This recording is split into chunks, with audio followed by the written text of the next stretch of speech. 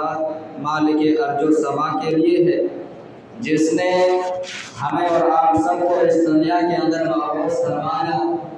اور مبعوث فرمانے کے بعد ہم تمام لوگوں کو، ہم تمام انسانوں کو یوں ہی لاچار اور بے بس بھٹکتے ہوئے نہیں چھوڑا، بلکہ اللہ تبارک و تعالی نے ہمیں راہ راست پر لانے کے لیے، ہمیں صراط مستقیم پر لانے کے لیے اللہ رب العالمین نے اگنت انبیاء کرام کو اس دنیا کے اندر مبعوث فرمایا۔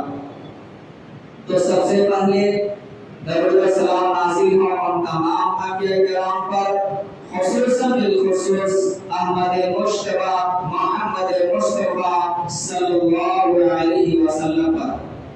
محترم سامعین، حاضرین جمعہ، پیارے بچوں اور عزیز ساتھیوں اور ہماری پردہ نشین مائیں اور بہنیں، آج کے اس خطبہ جمعہ میں جس عنوان، جس موضوع، جس ٹاپک کے تحت آپ لوگوں کے سامنے کچھ باتیں رکھنا چاہتا ہوں، وہ ہے نبی صلی اللہ علیہ وسلم کا مقام۔ لیکن میں اپنے بات کو شروع کرنے سے پہلے میں اللہ رب العالمین سے دعا کرتا ہوں کہ باری الہ ہمیں سچ قرآن و احادیث کے مطابق کہنے کی توفیق عطا فرمائے، اور کہنے والے کو اور سننے والے کو سننے سے زیادہ اس پر پوری عمل کرنے کی توفیق عطا فرما، آمین ثم آمین۔ تو آج کا میرا موضوع سخن ہے، وہ ہے نبی اکرم صلی اللہ علیہ وسلم کا مقام۔ میرے بھائیوں، اللہ رب العالمین کا لاکھ لاکھ شکر و احسان ہے کہ اللہ تبارک و تعالی نے ہم تمام انسانوں کو پیدا کیا، اور پیدا کرنے کے ساتھ ساتھ اس سے بڑا احسان یہ ہے کہ اللہ تبارک و تعالی نے ہمیں امتی مسلمہ میں پیدا کیا ہے، اور پھر اس سے بھی بڑا احسان اللہ رب العالمین کا یہ ہے کہ اللہ تبارک و تعالی نے ہمیں محمد رسول اللہ صلی اللہ علیہ وسلم کے امتی ہونے کا شرف بخشا ہے۔ اس دنیا کے اندر بہت سارے لوگ ہیں، بہت سارے مذاہب کے ماننے والے ہیں، لیکن ان تمام لوگوں میں سب سے افضل وہ ہے جو اللہ کے نبی صلی اللہ علیہ وسلم کے امتی ہو، جو امت محمدیہ ہو۔ آج کے اس خطبہ جمعہ میں جس موضوع کا انتخاب کیا ہوں، وہ محمد رسول اللہ صلی اللہ علیہ وسلم کا مقام کا موضوع انتخاب کیا گیا ہے۔ جب اللہ رب العالمین کے نزدیک امت محمدیہ کا اتنا مقام و مرتبہ بلند ہے، پھر ہمیں اور آپ سب کو سوچنی چاہیے کہ آخر اللہ کے نبی صلی اللہ علیہ وسلم کا مقام و مرتبہ کتنی بلند ہونی چاہیے۔ ہم اور آپ اس بات سے بخوبی اندازہ لگا سکتے ہیں کہ اللہ کے نبی صلی اللہ علیہ وسلم سے پہلے جتنے انبیاء کرام اس دنیا کے اندر تشریف لائے ہیں، وہ کسی مخصوص خطے کے لیے ہوا کرتے تھے، کسی مخصوص علاقے کے لیے ہوا کرتے تھے، لیکن اللہ کے آخری نبی کسی مخصوص خطے کے لیے نہیں، کسی مخصوص علاقے کے لیے نہیں، بلکہ اللہ کے نبی پورے جہان کے لیے نبی بنا کر کے بھیجے گئے ہیں۔ جیسا کہ اللہ تبارک و تعالی قرآن مجید کے اندر ارشاد فرماتا ہے، وَمَا أَرْسَلْنَاكَ إِلَّا رَحْمَةً لِلْعَالَمِينَ، اے نبی ہم نے آپ کو پوری جہان کے لیے، پوری دنیا کے لیے رحمت بنا کر کے بھیجا ہے۔ تو اس آیت کریمہ سے ہم اندازہ لگا سکتے ہیں کہ اللہ کے نبی صلی اللہ علیہ وسلم کا مقام و مرتبہ اللہ رب العالمین کے نزدیک کتنی بلند ہے۔ اور دوسری آیت سے بھی اللہ کے نبی صلی اللہ علیہ وسلم کے مقام و مرتبہ دوسری آیت سے بھی پتہ چلتا ہے۔ ہمارا ذرا غور کریں، اللہ تبارک و تعالی نے ہمارے لیے زمین بنائی، احسان نہیں جتایا، آسمان بنایا، احسان نہیں جتایا، چلنے کے لیے پیر دیے، احسان نہیں جتایا، پکڑنے کے لیے اللہ نے ہاتھ دیا لیکن اس پر بھی احسان نہیں جتایا۔ دیکھنے کے لیے اللہ رب العالمین نے ہمیں قوت بصارت دی ہے، آنکھ دیے ہیں، لیکن پھر بھی اللہ نے اس پر احسان نہیں جتایا۔ بولنے کے لیے اللہ نے زبان دیے ہیں لیکن اس پر اللہ نے احسان نہیں جتایا۔ سوچنے سمجھنے کے لیے اللہ تبارک و تعالیٰ نے ہمیں دل و دماغ دیے ہیں لیکن پھر بھی اللہ تبارک و تعالیٰ نے اس پر کہیں بھی احسان نہیں جتایا۔ لیکن جب اللہ تبارک و تعالیٰ نے جب ہمارے درمیان جناب محمد رسول اللہ صلی اللہ علیہ وسلم کو بھیجا تو اللہ تبارک و تعالیٰ نے احسان جتلایا اور احسان جتلاتے ہوئے کہا لَقَدْ مَنَّ اللَّهُ عَلَى الْمُؤْمِنِينَ إِذْ بَعَثَ فِيهِمْ رَسُولًا۔ اے لوگوں، ہم نے تم پر بہت بڑا احسان کیا ہے کہ ہم نے تمہارے درمیان جناب محمد رسول اللہ صلی اللہ علیہ وسلم کو بھیجا۔ اللہ تبارک و تعالیٰ نے ہمیں تمام طرح کی نعمتوں سے نوازا ہے، تمام طرح کی نعمتوں سے مالا مال کیا ہے، لیکن اللہ تبارک و تعالیٰ نے کہیں کسی پر احسان نہیں جتایا۔ لیکن جب اللہ تبارک و تعالیٰ نے ہمارے درمیان جناب محمد رسول اللہ صلی اللہ علیہ وسلم کو بھیجا تو اللہ تبارک و تعالیٰ نے احسان جتایا اور احسان جتاتے ہوئے فرمایا لَقَدْ مَنَّ اللَّهُ عَلَى الْمُؤْمِنِينَ إِذْ بَعَثَ فِيهِمْ رَسُولًا۔ اے لوگوں، ہم نے تم پر بہت بڑا احسان کیا ہے کہ ہم نے تمہیں جناب محمد رسول اللہ صلی اللہ علیہ وسلم کی امتی ہونے کا شرف بخشا۔ یہ اللہ رب العالمین کا بہت بڑا احسان ہے کہ اللہ تبارک و تعالیٰ نے ہمیں امتی محمدیہ ہونے کا شرف بخشا۔ یہ اللہ رب العالمین کا بہت بڑا احسان۔ لیکن میرے بھائیوں، اب سوال یہ پیدا ہوتا ہے کہ آخر اللہ رب العالمین نے اللہ کے نبی صلی اللہ علیہ وسلم کی بعثت کو، اللہ کے نبی صلی اللہ علیہ وسلم کو ہمارے درمیان بھیجنے کا اپنا سب سے بڑا احسان کیوں کر رکھا ہے؟ تو اس کا جواب یہ ہے کہ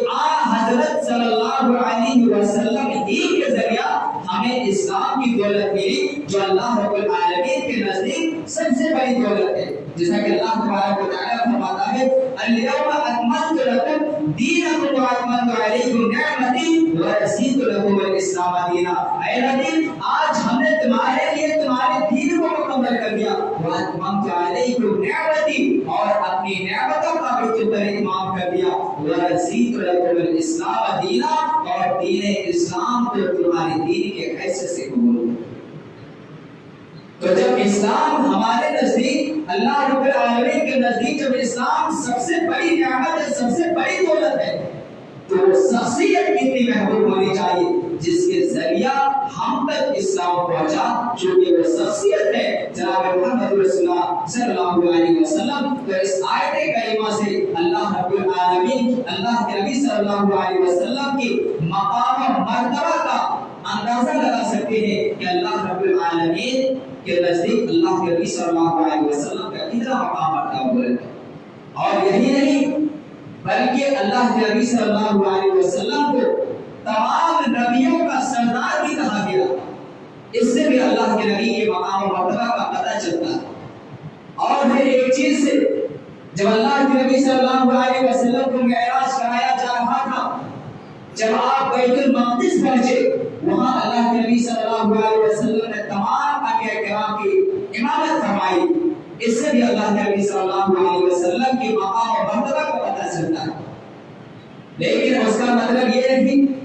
کہ ہم اللہ کے نبی صلی اللہ علیہ وسلم کے مقام و مرتبہ میں اتنا بلند کر دیں، اتنا غلو کریں کہ ہم اللہ رب العالمین کے قائم و مقام پر لا کر کے کھڑا کر دیں۔ اللہ کے نبی صلی اللہ علیہ وسلم کا مقام و مرتبہ اتنا بلند نہ کریں کہ ہم اللہ کے قائم و مقام اللہ رب العالمین کے برابر لا کر کے کھڑا کر دیں۔ کچھ لوگ ہوتے ہیں کہ اللہ کے نبی صلی اللہ علیہ وسلم کو اللہ رب العالمین کے قائم مقام پر لا کر کے کھڑا کر دیتا ہے، اور وہ یہی نہیں بلکہ کئی ایسے میں پڑھا ہو شاعری یا پھر سنا بھی ہو جو شاعری کیا کرتے تھے کہ وہی جو عرش پر مستوی تھا خدا ہو کر اتر پڑا ہے مدینے میں مصطفیٰ ہو کر، وہی جو عرش پر مستوی تھا خدا ہو کر اتر پڑا ہے مدینے میں مصطفیٰ ہو کر۔ اس کا مطلب کیا ہوتا ہے کہ وہی جو نبی صلی اللہ علیہ وسلم ہی پہلے عرش پر تھا اور وہی اب جا کر کے مدینے میں مصطفیٰ بن کر کے اتر پڑا ہے۔ یہ گویا کہ اللہ اور نبی صلی اللہ علیہ وسلم کو ایک کیٹیگریز میں لا کر کے کھڑا کر دیے ہیں۔ اس طریقے کے علوم اللہ رب العالمین کو نہایت سخت ناپسندیدہ ہے، کیونکہ اگر کوئی شخص اس طریقے کا عقیدہ رکھتا ہے تو گویا کہ وہ شرک کرتا ہے، کیونکہ اللہ رب العالمین کے نزدیک عبادت میں کوئی ہم اور شرک نہیں کر سکتے ہیں۔ اللہ تبارک و تعالیٰ فرماتا ہے وَاعْبُدُوا اللَّهَ، اللہ کی عبادت کرو، وَلَا تُشْرِكُوا بِهِ شَيْئًا، اور اللہ رب العالمین کی عبادت میں کسی کو شریک مت ٹھہراؤ۔ اور یہی نہیں بلکہ کچھ لوگوں کا عقیدہ یہاں تک بھی ہوتا ہے کہ اللہ کے نبی صلی اللہ علیہ وسلم کو علم غیب ہے، اللہ کے نبی صلی اللہ علیہ وسلم کو علم غیب ہے، حالانکہ اللہ کے نبی صلی اللہ علیہ وسلم کا علم، اللہ کے نبی صلی اللہ علیہ وسلم کو علم غیب نہیں ہے۔ اللہ تبارک و تعالیٰ فرماتا ہے کہ اللہ رب العالمین کے علاوہ کسی کے پاس غیب کا علم نہیں ہے۔ اللہ رب العالمین کے پاس، اللہ رب العالمین کے علاوہ کسی کے پاس علم غیب نہیں ہے۔ اگر اللہ رب العالمین کے علاوہ کسی کے پاس بھی علم غیب ہوتا، اگر اللہ کے نبی صلی اللہ علیہ وسلم کے پاس علم غیب ہوتا تو ایمانداری سے بتائے، جب حضرت عائشہ صدیقہ رضی اللہ عنہا پر زنا کی تہمت لگی ہوئی تھی، اگر اللہ کے نبی کے پاس علم غیب ہوتا تو اللہ کے نبی آسانی سے کہتے تھے کہ عائشہ کے بارے میں یہ جو افواہیں جو پھیل رہی ہیں یہ غلط ہے، عائشہ کے بارے میں یہ زنا کی تہمت لگائی ہوئی ہے، لیکن اللہ کے نبی نے اس وقت تک اللہ عائشہ کے بارے میں اس وقت تک یہ تہمت کا الزام جو حضرت عائشہ صدیقہ پر لگی ہوئی تھی، اللہ کے نبی کے پاس جب تک وحی نہیں آئی، جب تک حضرت جبرائیل علیہ السلام وحی لے کر کے اللہ کے نبی کے پاس نہیں آئے، تب تک اللہ کے نبی صلی اللہ علیہ وسلم نے پاک دامنی کا اعلان نہیں کیا۔ جب حضرت جبرائیل علیہ السلام وحی لے کر آئے، اے اللہ کے نبی صلی اللہ علیہ وسلم عائشہ پاک دامن ہے، یہ جو افواہیں جو پھیل رہی ہے یہ غلط افواہیں پھیل رہی ہے، لہٰذا یہ عائشہ جو ہے یہ پاک دامن ہے، اس پر زنا کا جو الزام لگایا گیا ہے یہ جھوٹا ہے۔ تب جا کر کے اللہ کے نبی صلی اللہ علیہ وسلم نے مانا۔ اور یہی نہیں بلکہ اللہ کے نبی صلی اللہ علیہ وسلم جو مستقبل کی باتیں جو بتایا کرتے تھے، جو مستقبل کی باتیں جو بتایا کرتے تھے وہ اپنی طرف سے نہیں بلکہ حضرت جبرائیل علیہ السلام کے ذریعہ، وحی کے ذریعہ جو اللہ رب العالمین حضرت جبرائیل علیہ السلام کو اللہ کے نبی صلی اللہ علیہ وسلم کے پاس بھیجتے تھے، پھر اللہ کے نبی صلی اللہ علیہ وسلم لوگوں کو خبردار کر دیا کرتے تھے، لوگوں کو آگاہ کر دیا کرتے تھے۔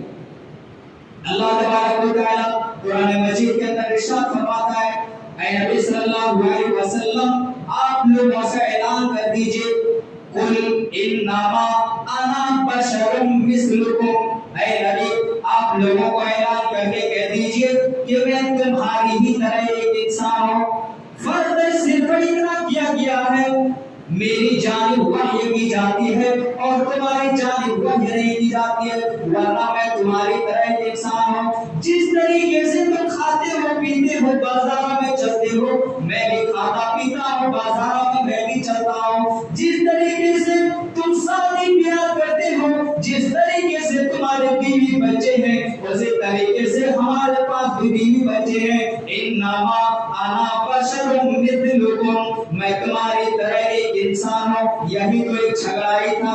عرب کے اندر، عرب کے کفار اللہ کے نبی صلی اللہ علیہ وسلم کو رسول ماننے سے انکار کرتے تھے۔ اللہ تبارک و تعالیٰ قرآن مجید کے اندر ارشاد فرماتا ہے ما لہذا الرسول، یہ کیسا رسول ہے یأکل الطعام ویمشی فی الاسواق، یہ کیسا رسول ہے جو کھانا بھی کھاتا ہے اور بازاروں میں چلتا ہے۔ اگر یہ رسول ہوتا تو انہیں کھانا کھانے کی ضرورت ہی نہیں پڑتی، اگر یہ رسول ہوتا تو انہیں بازار عرب کے کافروں کے اندر یہ جھگڑا تھا، مال حاضر رسول، یہ کیسا رسول ہے، یاکل الطعام ویمشی فی الاسواق، یہ بازاروں میں چلتا اور کھانا بھی کھاتا ہے۔ لیکن آج کل ہمارے سماج کے اندر، ہمارے معاشرے کے اندر کچھ لوگ ایسے ہیں جو رسول کو مانتے ہیں لیکن بشر نہیں مانتے۔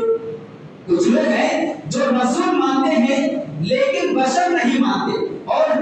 عرب کے کافر کا کیا حال تھا، وہ لوگ بشر مانتے تھے، انسان مانتے تھے لیکن رسول نہیں مانتے تھے۔ میرے بھائیوں، ایک پکے مومن ہونے کے لیے آپ کو بشر بھی ماننا ہوگا، انسان بھی ماننا ہوگا اور رسول بھی ماننا ہوگا۔ پہلے آپ کو انسان ماننا ہوگا، بعد میں آپ کو رسول ماننا ہوگا۔ کیسے؟ جیسے مان لیجیے ہمارا نماز پڑھتے ہیں، جب تشہد میں بیٹھتے ہیں، تحیات پڑھتے ہیں، التحیات للہ والصلوات والطیبات والسلام علیک ایھا النبی ورحمۃ اللہ وبرکاتہ، السلام علینا وعلی عباد اللہ الصالحین، اشہد ان لا الہ الا اللہ واشہد ان محمدا عبدہ، میں گواہی دیتا ہوں کہ اللہ کے سوا کوئی معبود نہیں ہے، اور میں یہ بھی گواہی دیتا ہوں کہ عبدہ، آپ اس کے بندے ہیں۔ پہلے بندے کا ذکر ہے، آپ اس کے بندے ہیں، ورسول، پھر جا کے آپ رسول۔ بندہ پہلے بعد میں ہے، انسان پہلے بعد میں ہے۔ اللہ کے نبی کو 40 سال کے بعد رسول بنائے گئے ہیں، اس لیے پہلے آپ کو انسان ماننا ہوگا، پہلے آپ کو بندہ ماننا ہوگا، پھر جا کر کے آپ کو رسول بھی ماننا ہوگا۔ عرب کے کافر کا کیا حال تھا، وہ لوگ انسان مانتے تھے، یہ کیسے رسول کیسے ہو سکتا ہے، یہ ہماری طرح شادی بیاہ بھی کرتا ہے، بازاروں میں چلتا پھرتا ہے، کھانا بھی کھاتا ہے، یہ رسول نہیں ہو سکتا۔ رسول کا اگر رسول ہوتا تو ان کے پاس آٹومیٹک کھانا آ جاتا، اگر رسول ہوتا تو انہیں کھانا کھانے کی ضرورت نہیں پڑتی، بازار میں چلنے کی ضرورت نہیں پڑتی۔ اور ہمارے کچھ نوجوان جو کہتے ہیں کہ نہیں انسان نہیں بلکہ وہ نور ہے، وہ رسول ہے۔ ہاں بھائی رسول ہے، صحیح بات ہے، لیکن اس سے پہلے یہ انسان ہے۔ اللہ تبارک و تعالیٰ فرماتا ہے قل انما انا بشر مثلکم یوحی، اے نبی آپ لوگوں کو اعلان کر کے کہہ دیجئے کہ میں تمہاری ہی طرح ایک انسان ہوں، یوحی الیہ، فرق صرف اتنا ہے کہ میری جانب وحی کی جاتی ہے اور تمہاری جانب وحی نہیں کی جاتی۔ یہ اللہ کے نبی صلی اللہ علیہ وسلم کا مقام و مرتبہ ہے کہ اللہ رب العالمین انسان ہے لیکن وہ ہماری طرح انسان نہیں ہے۔ انسان اللہ کے نبی ہے لیکن وہ ہماری طرح انسان نہیں ہے۔ کچھ لوگ اگر کہتے ہیں کہ اللہ کے نبی صلی اللہ علیہ وسلم انسان ہی ہے تو وہ جواب دیتے ہیں کہ آخر ٹھیک ہے ہم آپ کی بات مانتے ہیں، مولوی صاحب آپ کہتے ہیں کہ انما انا بشر مثلکم یوحی، اے نبی آپ کہہ دیجئے کہ میں تمہاری ہی طرح ایک انسان ہوں، تو جواب دیتے ہیں کہ مولوی صاحب جب آخر اللہ کے نبی ہماری ہی طرح جب ایک انسان ہے تو اللہ کے نبی ایک ہی رات میں ساتوں آسمان کا دورہ بھی کر لیا، جنت و جہنم بھی دیکھ لیا، اگر ہماری ہی اور آپ ہی کی طرح ہے تو پھر آپ کر کے دکھائیے۔ یہ مسئلہ چھوڑ دیتے۔ آپ سب سے پہلے یہ سمجھنے کی ضرورت ہے کہ اللہ کے نبی صلی اللہ علیہ وسلم نے اپنے سے معراج کا دورہ نہیں کیا ہے۔ اللہ کے نبی اپنے سے معراج کا دورہ نہیں کیا ہے بلکہ اللہ کے نبی کو دورہ کرایا گیا ہے حضرت جبرائیل علیہ السلام کے ذریعہ، جس میں کہ اللہ تبارک و تعالیٰ فرماتا ہے سبحان الذی اسری بعبدہ لیلا من المسجد الحرام الی المسجد الاقصی، بابرکت ہے وہ ذات جس نے لے گیا، کیا جس نے لے گیا، اب کس نے لے گیا؟ اللہ تبارک و تعالیٰ جس نے لے گیا اپنے بندوں کو مسجد حرام سے مسجد اقصی تک۔ تو یہ کام کرنے والا کون ہے؟ یہ اللہ رب العالمین ہے۔ اس لیے ہم اللہ رب العالمین کے بارے میں یہ عقیدہ نہیں رکھ سکتے ہیں کہ ایک ہی رات میں یہاں سے وہاں تک کیسے جا سکتا ہے۔ یہ اللہ رب العالمین کا کام ہے۔ اللہ رب العالمین چاہے تو کچھ بھی کر سکتا ہے۔ اللہ تبارک و تعالیٰ فرماتا ہے کن ہو جا فیکون، ہو جاتا ہے۔ تو یہ اللہ رب العالمین کے بارے میں ہمارا اتنا ایمان ہونا چاہیے کہ اللہ تبارک و تعالیٰ ان اللہ علی کل شیء قدیر ہے، اللہ تبارک و تعالیٰ ہر چیز پر قادر ہے۔ تو میرے بھائی اس چیز سے اللہ کے نبی صلی اللہ علیہ وسلم کا مقام و مرتبہ کا اندازہ لگایا جا سکتا ہے کہ اللہ کے نبی صلی اللہ علیہ وسلم کو تمام نبیوں کا سردار کہا گیا ہے اور اللہ کے نبی صلی اللہ علیہ وسلم کو معراج کا دورہ بھی کرایا گیا ہے۔ اس سے اللہ اللہ کے نبی صلی اللہ علیہ وسلم کے مقام و مرتبہ کا اندازہ لگایا جاتا ہے، لیکن ہم اللہ کے نبی صلی اللہ علیہ وسلم کے مقام و مرتبے میں غلو نہیں کر سکتے ہیں۔ ہم اتنا ہی اللہ کے نبی صلی اللہ علیہ وسلم کے مقام و مرتبے کو اتنا ہی بلند کر سکتے ہیں جتنا اللہ تبارک اللہ کے نبی صلی اللہ علیہ وسلم نے ہمیں کرنے کا حکم دیا ہے۔ اللہ تبارک و تعالی فرماتا ہے وما اتاکم الرسول فخذوه وما نهاکم عنه فانتهوا، رسول جو کچھ تمہیں دے اسے لے لو اور جس چیز سے روکے اس سے رک جاؤ۔ ہمیں اس پر عمل کرنی ہے۔ اللہ کے نبی صلی اللہ علیہ وسلم ہمیں جتنا دیتا ہے ہمیں اتنی دے دینی چاہیے، اور جس چیز سے ہمیں منع کرتا ہے ہمیں اس سے رک جانی چاہیے۔ لیکن اللہ کے نبی صلی اللہ علیہ وسلم کی محبت میں لوگ اتنے تک گھر کر جاتے ہیں،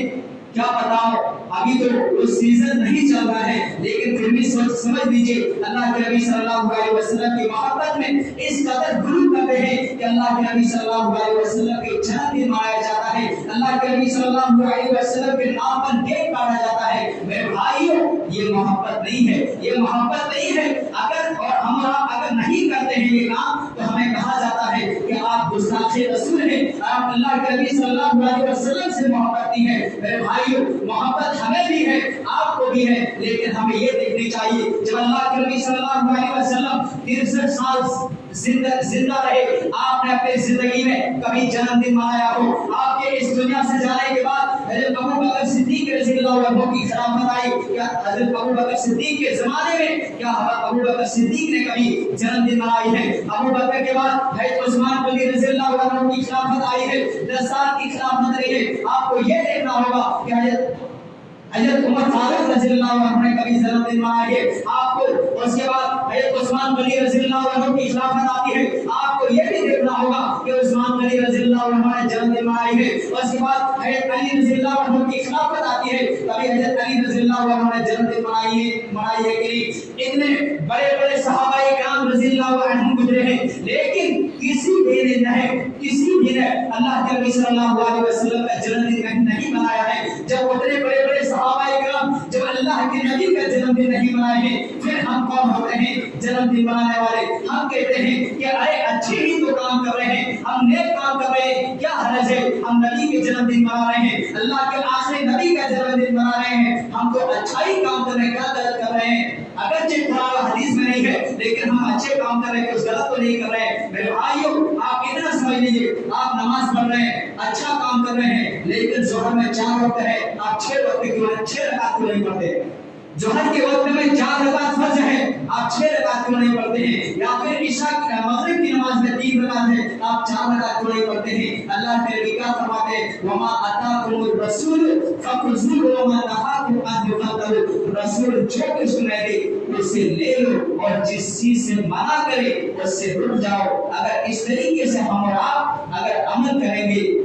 تو گویا کہ ہم اور آپ پاکے سچے مومن ہیں، ورنہ اگر ہم اس سے زیادہ غلو کریں گے تو ہم اور آپ پاکے سچے مومن نہیں ہیں، کیونکہ آپ کو رسول بھی ماننا ہوگا اور بندہ بھی ماننا ہوگا، پہلے انسان ماننا ہوگا، بعد میں رسول ماننا ہوگا، اور جو سے اس طریقے کا کام ہم کرتے ہیں میرے بھائیو آپ سن لیجئے، یہ بہت ہی بڑا شرک کر رہے ہیں، کیونکہ جو چیزیں اللہ اور اس کے رسول صلی اللہ علیہ وسلم کی عبادت میں، اللہ رب العالمین کی عبادت میں اگر کسی کو شریک ٹھہراتا ہے تو یہ بہت ہی گھناؤنا جرم ہے، بہت ہی بڑا گناہ ہے، یہ شرک کے درجے میں شامل ہو جاتا ہے۔ اور اللہ تبارک و تعالی فرماتا ہے ان اللہ لا یغفر ان یشرک بہ ویغفر ما دون ذلک لمن یشاء، یقینا اللہ تبارک و تعالی تمام گناہوں کو بخش دے گا سوائے شرک کے۔ اگر ہم سے اور آپ سے غلطیاں ہوتی ہیں، سرزد ہوتی ہے، ہم اور آپ اس دنیا سے چلے گئے، معافی نہیں مان پائے، ہم اور آپ اس دنیا سے چلے گئے، میرے بھائیو اللہ تبارک و تعالی ہمارے اس گناہ کو معاف نہیں فرمائے گا۔ اس کے علاوہ ہم اور آپ زمین بھر گناہ لے کر کے آئیں گے، اللہ تبارک و تعالی چاہے گا تو ہمارے گناہ کو معاف کر سکتا ہے، لیکن شرک ایسی گناہ ہے کہ اگر آپ اسے सिर्फ कहीं में अगर आप इंतकाल हो गए, मर गए, तो आप समझ लीजिए जहन्नमी होंगे। अल्लाह तबारक व तआला आपको जहन्नम में दाखिल फरमाएगा। अल्लाह के नबी से मोहब्बत करना अच्छी बात है, अल्लाह से मोहब्बत करना अच्छी बात है, लेकिन मोहब्बत में इतना गुलू मत कर दीजिए, इतना हद से आगे मत बढ़ जाइए कि आप अल्लाह के नबी को अल्लाह के बराबर में ला करके खड़ा कर दे। मेरे भाइयों, आखिर में अल्लाह रब्बुल आलमीन से दुआ है कि हम तमाम मुसलमानों को अल्लाह के नबी सल्लल्लाहु अलैहि वसल्लम का जो मकाम और मर्तबा है, उसके उस मकाम और मर्तबे को हमें समझने की तौफीक अता फरमाए, और हम तमाम मुसलमानों को अल्लाह के नबी सल्लल्लाहु अलैहि वसल्लम के बताए हुए तौर तरीके के मुताबिक चलने की तौफीक अता फरमा। हम तमाम मुसलमानों को पंज वक्त की सच्ची नमाज का पाबंद बनाए। इस दुनिया में जो मुसलमान परेशान हाल हैं, उनकी परेशानी को दूर अता फरमाए। जो बीमार है उन्हें शिफाए कामिल आजिल अता फरमा। जो कर्जदार हो उनकी कर्ज की अदायगी अता फरमा, और जो हमारा खात्मा हो ईमान की हालत में हो। आमीन। और अस्सलामु अलैकुम व रहमतुल्लाहि व बरकातहू।